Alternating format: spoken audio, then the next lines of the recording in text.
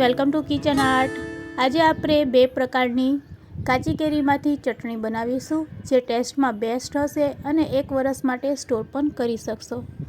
Recipe સારી લાગે તો લાઇક અને શેર કરજો। મારી ચેનલ ઉપર નવા હોય અને મારી ચેનલને હજુ સબસ્ક્રાઈબ ન કરેલ હોય તો સબસ્ક્રાઈબ કરી બાજુનું બેલ બટન દબાવવાનું ભૂલશો નહીં, જેથી કરીને તમને મારા નવા વિડીયોનું નોટિફિકેશન મળતું રહે। તો ફ્રેન્ડ્સ, આ રીતે આપણે કાચી કેરીની છાલ દૂર કરી લેશું અને છાલ દૂર કર્યા પછી તેના ટુકડા કરશું। તો આ રીતે આપણે તેની છાલને દૂર કરી લેશું। તો ફ્રેન્ડ્સ, અહીંયા આપણે કેરીમાંથી છાલ દૂર કરી લીધી છે। હવે તેના આપણે ટુકડા કરીશું। તો અહીંયા આપણે રફલી પહેલાં કટ કરી લેશું ચાકુથી। આ રીતે પહેલાં તેના મોટા મોટા ટુકડા કરી લેશું અને વચ્ચેનો જે ગોઠલીનો ભાગ હોય છે તેને દૂર કરી લેશું। તો ફ્રેન્ડ્સ, આ રીતે મોટા ટુકડામાં કટ કર્યા પછી તેમાંથી આપણે ફરીથી નાના નાના ટુકડા કરવાના છે। તો અહીંયા આપણે ગોઠલીને આ રીતે કાઢી લેશું અને હવે કેરીના મોટા ટુકડા છે તેને ફરીથી આ રીતે ચાકુની મદદથી મીડિયમ સાઇઝના ટુકડા કરી લેશું।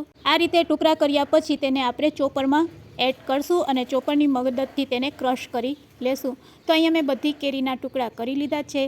તો હવે આપણે ચોપરનો ઉપયોગ કરીશું। ચોપરમાં આ ટુકડાને આપણે એડ કરી દઈશું અને ચોપરની મદદથી આપણે તેને ક્રશ કરી લેશું। આ રીતે નાના ટુકડા કરીને ચોપરમાં નાખશો તો ઝડપથી તે ક્રશ થઈ જાય છે। તો હવે આપણે ચોપર ચલાવી લેશું અને ચોપર ચલાવ્યા પછી હવે તમે જોઈ શકો છો ફ્રેન્ડ્સ, આ રીતે ચોપરમાં તે સરસ ક્રશ થઈ જાય છે અને એકદમ ઝીણો ભૂકો થઈ જાય છે। ચોપ કરેલી આ કાચી કેરીને આપણે મેઝરમેન્ટ માટે 1 વાટકીમાં લઈ લેશું। તો હવે આપણે ગેસની ફ્લેમ ચાલુ કરીશું। કઢાઈ અથવા તો નોનસ્ટિક પેનમાં આ ચટણી તમે બનાવી શકો છો। તો નોનસ્ટિક પેનમાં આપણે 1 મોટી ચમચી જેટલું તેલ એડ કરશું। તેલ ગરમ થાય એટલે તરત જ આપણે ચોપ કરેલી કાચી કેરીને તેમાં એડ કરી દઈશું અને મીડિયમ ટુ લો ફ્લેમ ઉપર તેને આ રીતે તેલમાં સાતરી લેશું। 2 મિનિટમાં જ સરસ કાચી કેરી છે એ સોફ્ટ થઈ જશે। આ કાચી કેરીને સાતરતા બિલકુલ વાર નથી લાગતી। આ રીતે તમે મીડિયમ ટુ લો ફ્લેમ ઉપર થોડીક વાર તેને તવેથાથી હલાવશો એટલે તે સરસ સોફ્ટ થઈ જાય છે। તો ફ્રેન્ડ્સ, હવે તમે જોઈ શકો છો આપણી કાચી કેરી છે એ સરસ તેલમાં સોફ્ટ થઈ ગઈ છે। હવે આ સ્ટેજ ઉપર આપણે ચપટીક મીઠું નાખી દઈશું। તો અહીંયા આપણે સ્વાદ અનુસાર મીઠું નાખીશું અને મીઠામાં ભેજનું પ્રમાણ હોય છે, તો વધારે લાંબો સમય સ્ટોર કરવી હોય તો મીઠાને અત્યારે જ આપણે એડ કરીશું। આ રીતે એડ કરવાથી તેમાં રહેલું મોઇસ્ચર છે તેને આપણે દૂર કરી શકીએ છીએ। મીઠું એડ કર્યા પછી આપણે ખાંડ એડ કરશું। તો તે જ કપના મેઝરમેન્ટથી આપણે ખાંડ લેશું। જો કેરી ખાટી હોય તો 1/2 કપ પણ તમે લઈ શકો છો। તો આપણે ક્રશ કરેલી કાચી કેરીને જે વાટકીમાં કે જે કપમાં લીધી હોય તે જ કપના મેઝરમેન્ટથી અહીંયા આપણે ખાંડ નાખવાની છે। તો આ પરફેક્ટ માપ છે આ ચટણી બનાવવા માટે। હવે ખાંડને આપણે મેલ્ટ કરી લેશું લો ફ્લેમ ઉપર જ। જોઈ શકો છો ખાંડ સરસ ઓગળવા લાગી છે અને આ રીતે ખાંડ ઓગળતી જાય એટલે આપણે તેને વચ્ચે વચ્ચે આ રીતે ચેક કરશું। અડધા તાર જેવી ચાસણી બને એટલે આપણે ગેસની ફ્લેમ બંધ કરી દઈશું।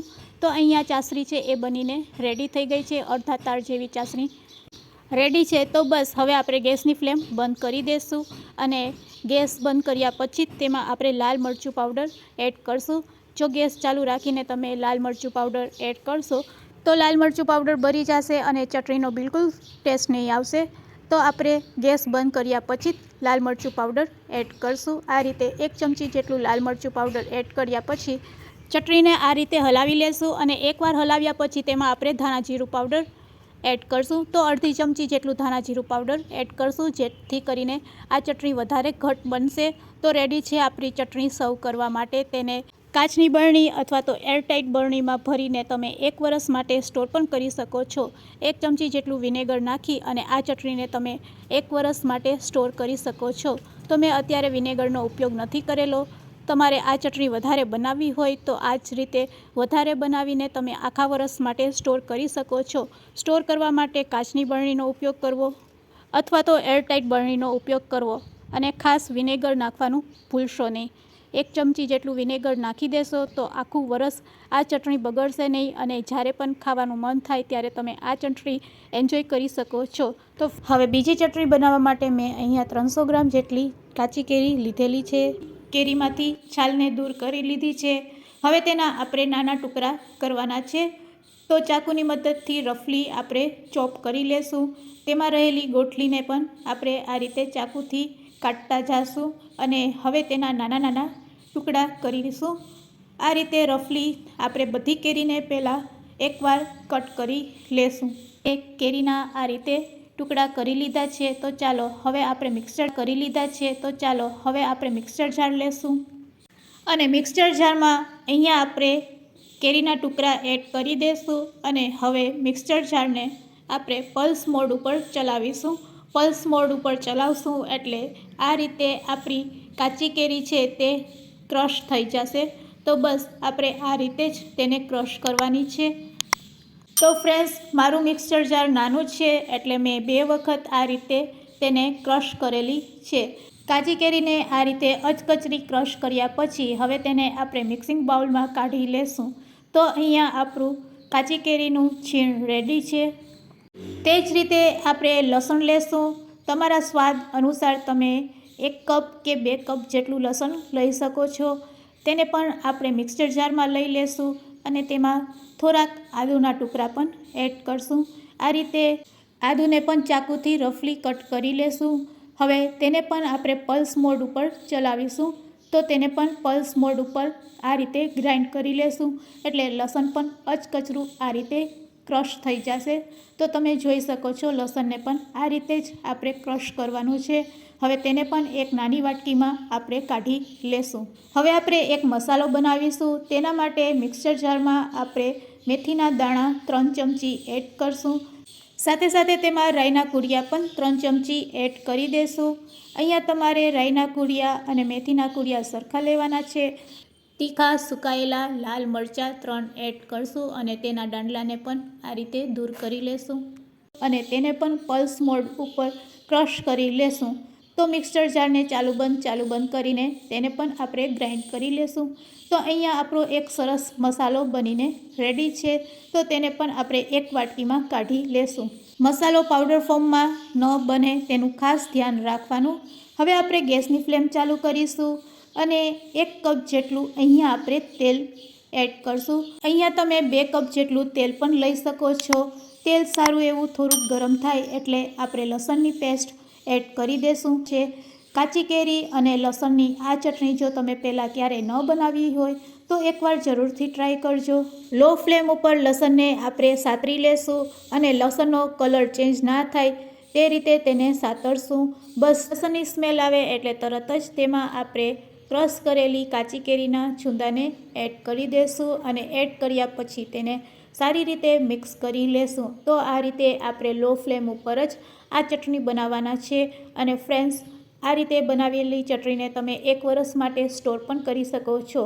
રેફ્રિજરેટરમાં તમે 1 વર્ષ માટે સ્ટોર કરી શકો છો અને બહાર 1 મહિના માટે પણ બિલકુલ બગડતી નથી।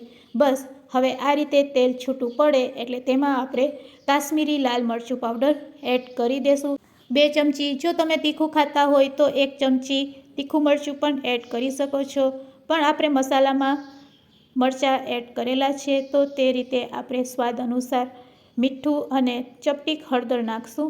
હળદરને તમે સ્કીપ પણ કરી શકો છો। 1 ચમચી જેટલું ધાણા જીરું પાવડર એડ કરશું। હવે મસાલાને સારી રીતે આપણે મિક્સ કરી લેશું। આ રીતે લો ફ્લેમ ઉપર જ તેને થોડીક વાર સાતરી લેશું। તો 2 મિનિટમાં જ તીખી અને ચટપટી ચટણી બનીને રેડી થઈ જશે। તો હવે તમે જોઈ શકો છો ચટણીમાંથી તેલ છૂટું પડવા લાગ્યું છે। આ રીતે ચટણીમાંથી જ્યારે તેલ છૂટું પડવા લાગે એટલે આપણે જે મસાલો રેડી કરેલો છે મેથીનો અને રાઈના કૂડિયાનો તે એડ કરી દેશું અને હવે તેને પણ સારી રીતે મિક્સ કરી લેશું। આ રીતે એકવાર મિક્સ કર્યા પછી થોડીક વાર જ આપણે તેને ગેસ ઉપર પકાવીશું અને પછી તરત જ ગેસ બંધ કરી દેશું। તો હવે તેલ છૂટું પડવા લાગ્યું છે એટલે આપણે ગેસની ફ્લેમ બંધ કરી દેશું અને રેડી કરેલી આ ચટણીને એકદમ ઠંડી થવા રહેવા દેશું। ચટણી એકદમ ઠંડી થાય પછી જ આપણે તેને કાચની બરણીમાં ભરશું। આ ચટણીને તમારે 1 વર્ષ માટે સ્ટોર કરવું હોય તો અહીંયા આપણે 1 કપ તેલ લીધું છે, તેની જગ્યાએ તમારે 2 કપ જેટલું તેલ લેવાનું, જેથી કરીને તેલ છે તે પ્રિઝર્વેટિવનું કામ કરશે અને ચટણીને તમે કાચની બરણીમાં ભરી દેશો અને પછી તેને ફ્રીજમાં સ્ટોર કરશો તો તે 1 વર્ષ માટે પણ બિલકુલ બગડશે નહીં। તેલ વગરની આ ચટણીને તમે 1 મહિના માટે કાચની બરણીમાં આ રીતે ભરીને બહાર રાખશો તો પણ તે બિલકુલ બગડશે નહીં. તો ફ્રેન્ડ્સ, અહીંયા આપણી ચટપટી તીખી ચટણી રેડી છે. સાંજે ખીચડી સાથે જો આ ચટણી તમે ખાશો તો શાકની પણ જરૂર નહીં પડશે અને સવાર સાંજ જો તમે રોટલી સાથે ખાશો તો પણ મજા પડી જશે. તો ફ્રેન્ડ્સ, આજની આ રેસીપી કેવી લાગી તે મને કમેન્ટ્સમાં જરૂરથી કહેજો અને રેસીપી સારી લાગી હોય તો શેર કરવાનું ભૂલશો નહીં. Thanks for watching.